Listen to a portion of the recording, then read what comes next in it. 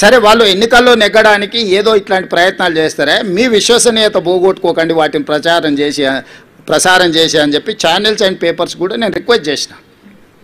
ఇప్పుడు నిజాలు తెలిసినాయి కదా, నేను ఆ రోజు కూడా చెప్పిన. నేను ఈరోజు ప్రత్యేకంగా ప్రెస్ మీట్ పెట్టడానికి మీకోసమే మీట్ ది ప్రెస్ రోజు నేను చెప్పిన బీఆర్ఎస్ ఓడుతుంది, బీజేపీ డిపాజిట్ జప్త్ అవుతుందని ఆ రోజు చెప్పిన. మీరు అడిగితే అవునా, ఎగ్జాక్ట్గా అదే జరిగింది కదా. కానీ ఈ లోపల సరే సర్వే వల్ల నేను తప్పుపట్టను, వాళ్ళ జీవనాధారం ఇది వచ్చినప్పుడే వాళ్ళకు ఉపాధి, మళ్ళీ నెక్స్ట్ ఎన్నికలు వచ్చేటప్పటి వరకు వాళ్ళు వాళ్ళ లైఫ్లో వాళ్ళ కంఫర్ట్స్తో ఉండాలంటే ఏదో ఒకటి. కానీ మీ క్రెడిబిలిటీ పోయిన తర్వాత మీ సంస్థనే మిగలదు. పెయిడ్ ఆర్టికల్స్ కోసము, పెయిడ్ న్యూస్ టెలికాస్ట్ కోసము సంస్థలు కూడా వ్యాపార దృక్పథంతో ఇట్లాంటి తప్పుడు ప్రచారాలు చేస్తే ఆ తప్పుడు ప్రచారాలు కొద్ది రోజుల్లో తేటతెల్లమైనప్పుడు వచ్చే సమస్యలను కూడా మీడియా సంస్థలు దృష్టిలో పెట్టుకోవాలి. అంతెందుకు ఈరోజు ఉదయం 3వ రౌండ్లో మాకు 3500 మెజారిటీ వస్తే 3వ రౌండ్లో బీఆర్ఎస్కు 211 ఓట్ల మెజారిటీ వచ్చింది. ఇంకా బీఆర్ఎస్ హవా మొదలైపోయిందని చెప్పి పెద్ద ఛానల్స్ పెద్ద పెద్ద బ్రేకింగ్, నేను టీవీ పగిలిపోతుందేమో అనుకున్నా, ఎర్ర ఇట్లా ఊగిపోతుంటేదో అయినట్టే ఉందని. తప్పు సమాచారం అంటే దబాయిస్తున్నారు ఉల్టారే, మాకు తెలుసా మీకు తెలుసా మా వాడు లోపల నుంచి పంపిస్తుండని.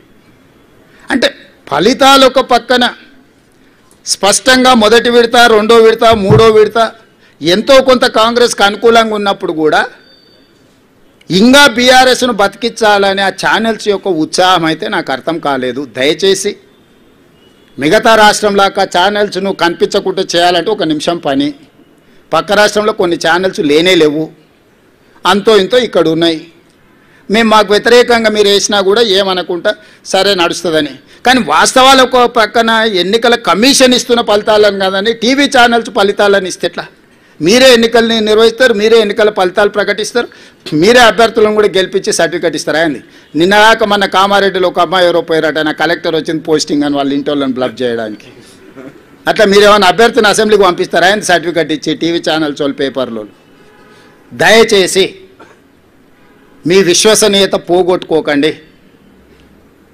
మీకు మా పట్ల వ్యతిరేకత ఉంటే ఇంకో రూపంలో ఏదైనా చూపించండి. మీ యజమానులకు ఏదైనా వ్యాపారాలకు సంబంధించిన అంశాలు ఏమైనా ఉంటే అది ఇంకో దగ్గర చూసుకోండి. కానీ ఈ ఛానల్స్లలో మరీ ఇంత బరితెగింపు, అడ్డగోలుతనము, ఆ పార్టీల కంటే ముందే ఆ పార్టీ వాళ్ళని వచ్చి క్లెయిమ్ చేయాలి. కనీసం మాకు 3వ రౌండ్లో మెజారిటీ వచ్చింది, ఇక మా హవా జరుగుతుంది, అదే ఏంటి పర్వాలేదు. వాళ్ళ తరఫున మీరే ఓకాలతో పుచ్చుకొని మీరే అడ్డగోలు చేసేసి 3569 ఓట్లు ఎన్నో 3వ రౌండ్లో, ఓన్లీ 1 రౌండ్లో 3000 చిల్లర నాకు మెజారిటీ ఉంటే మీరు 211 ఓట్లు మెజారిటీ ఉంది అని చెప్పి బీఆర్ఎస్కు మెజారిటీ ఉంది, ప్రభంజనం మొదలైందని మీరు ఇట్లాంటి విధానము ఇది తెలంగాణ రాష్ట్రానికి మంచిది కాదు. దయచేసి ఈ ఫలితాలు విశ్లేషణలు మీరందరూ చెయ్యండి. 2023 డిసెంబర్ ఫలితాలు 39.5% ఇస్తే 2024 పార్లమెంట్ ఎన్నికలు 41% ఓట్లు ఇస్తే 2025 నవంబర్ ఉప ఎన్నికలు 51% ఓట్లను కాంగ్రెస్ పార్టీకి ఇవ్వడం జరిగింది. ఈనాడు సమిష్టిగా బూత్ స్థాయి కార్యకర్త నుంచి పీసీసీ అధ్యక్షుడు వరకు, వార్డు మెంబర్ నుంచి ముఖ్యమంత్రి వరకు కాంగ్రెస్ పార్టీ శ్రేణులంతా ఒక్క తాటి మీద నిలబడి ఈ జూబ్లీహిల్స్ ఎన్నికల్ని ప్రతిష్టాత్మకంగా తీసుకోవడంతో ఈ ఎన్నికల్లో నెగ్గడం జరిగింది. కాంగ్రెస్ మొత్తం ఒక్క తాటి మీద ఉన్నప్పుడు ఎవరి తాత కూడా కాంగ్రెస్ పార్టీని ఓడించలేడు. ఇది మళ్ళోసారి నిరూపితమైంది.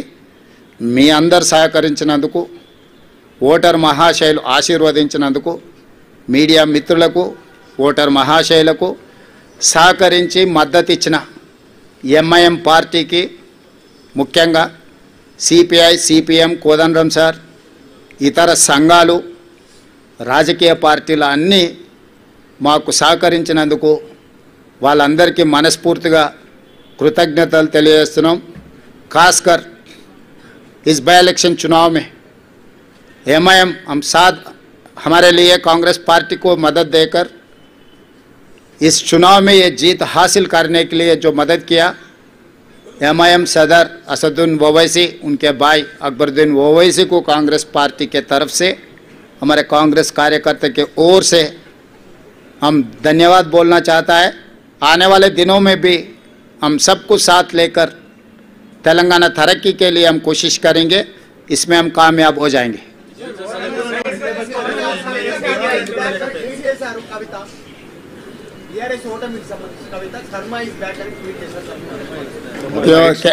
అంటే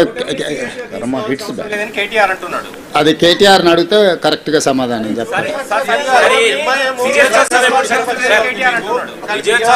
మిత్రపక్షంగా లేదు, ఇక్కడ మీ కాంగ్రెస్ నేతలే ఎంఐఎం బీజేపీ బి టీం అంటున్నారు. ఇక్కడ మిత్రపక్షం బి టీమా మిత్రపక్షమా? ఇక్కడ మిత్రపక్షం ఉంది, బీహార్లో మిత్రపక్షం లేదు. అసలు కాంగ్రెస్ ఓవరాల్ పాలసీ ఏంటి? భారతదేశము రాష్ట్రాల సమీకరణ తెలుసు కదా. ఏ రాష్ట్రంలో ఆ రాష్ట్రంలో ఉండే నైసర్గిక పరిస్థితులను బట్టి, అక్కడ వాతావరణాన్ని బట్టి అక్కడ పంటలు పండుతాయి, అంతేనా? అదే జాతీయ పార్టీ కానీ యూనియన్ ఆఫ్ స్టేట్స్ ఇది. జాతీయ పార్టీ కూడా ప్రతి రాష్ట్రానికి ఒక పీసీసీ అధ్యక్షుడిని ఎందుకు వేస్తున్నారు? ఒకే అధ్యక్షుడు జాతీయ స్థాయిలో ఉంటే సరిపోతుంది కదా.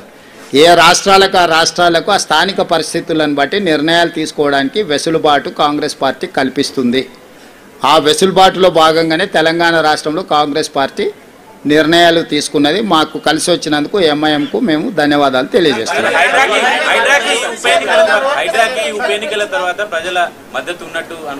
చారి గారు ఒక్కదాని కాదు, మొత్తం కాంగ్రెస్ ప్రభుత్వానికే ప్రజలు మద్దతుగా నిలబడ్డారు. మా పరిపాలనలో తీసుకునే నిర్ణయాలన్నిటిని కూడా మేము ప్రజలకు అనుకూలంగా సమీక్షించుకొని ముందుకు వెళ్ళడం జరుగుతుంది. అమర్ గారు, అమర్ ఇంకా నేను ఆ రిజల్ట్స్ మీద పూర్తిగా సమీక్ష చేయలేదు. జాతీయ స్థాయి రాజకీయాల మీద ఇంకా దృష్టి పెట్టలేదు. ఇప్పటివరకు తెలంగాణ ఉప ఎన్నికల మీదనే ఉన్నాను.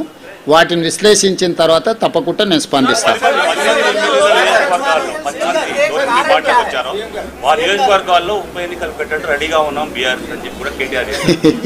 ఇక ఇప్పటి దగ్గర నేను అదే చెప్పిన, మళ్ళా అదే మాటలు మాట్లాడుతున్నాడు. కాబట్టి ఇవన్నీ నేను అందుకే చెప్తున్నా, నేను సూచన చేస్తున్నా. తెలంగాణ మంచి కోసం, వాళ్ళ భవిష్యత్తు కోసం ఇద్దరికి సూచన చేస్తున్నా. ఒక ఆయన అసూయ, రెండవ ఆయన అహంకారాన్ని తగ్గించుకోవాలి. పాతకాలంలో చెప్పారు, కింద పడ్డా కూడా పైకాలు నాదే అన్నాడు అంటే వెనకటికోడు. కాబట్టి ఏది ఎట్లొస్తే అది అట్లా వస్తుంది. ఇప్పుడు అది ఆయన చేతులు లేదు, నా చేతులు లేదు, స్పీకర్ గారి చేతిలో ఉంది, సుప్రీంకోర్టు చేతుల్లో ఉంది. అది వచ్చినప్పుడు వస్తుంది. ప్రజలు ఇచ్చే తీర్పు తప్పకుండా ఇస్తారు.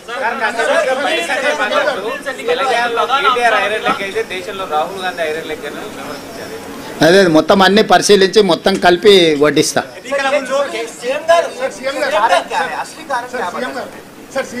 सरकार जो काम कर रहा है, सरकार को आशीर्वाद देने के लिए लोग आगे आए, बहुत सारे दिए, एक चीज नहीं है. हम पीछे से रेशन कार्ड और फाइन राइस, इंदिरा इंड्लू जो भी बोल रहे हैं ना, इसके साथ साथ हम कितने एम्प्लॉयमेंट क्रिएट किए, लॉ एंड ऑर्डर कितना कंट्रोल किए, ड्रग्स एंड गांजाई कितना हम लोग कंट्रोल किए.